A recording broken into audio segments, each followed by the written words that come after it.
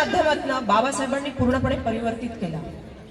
ज्यांना कधीही शिक्षणाची दारं उघडी नव्हती, ज्यांना शाळांमध्ये प्रवेश नव्हता, ती मुलं बाबासाहेबांच्या विचारांमुळे आज मोठमोठ्या देशांमध्ये कार्यरत आहे, मोठमोठ्या पदांवर कार्यरत आहे।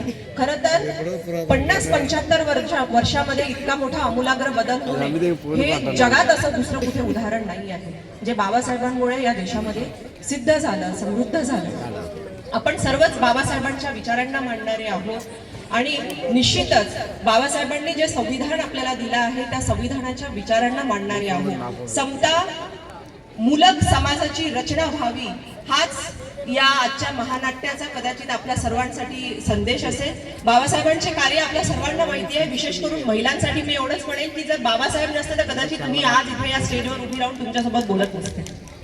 हे सगळ्यात मोठं योगदान आहे समस्त महिला वर्गासाठी, इररेस्पेक्टिव्ह ऑफ तुम्ही कुठल्या कास्टचे आहात, तुम्ही कुठल्या धर्माचे आहात, तुम्ही काय आहात आणि काय नाही आहात, पण तुम्ही महिला आहात आणि संविधानाने तो तुम्हाला समानतेचा अधिकार दिला आहे, तो केवळ आणि केवळ बाबासाहेबांसाठी, बाबासाहेबांमुळे। आणि त्यासाठी आपण सर्व महिलांनी खरं तर ऋणी राहायला पाहिजे आणि अजन्म राहू।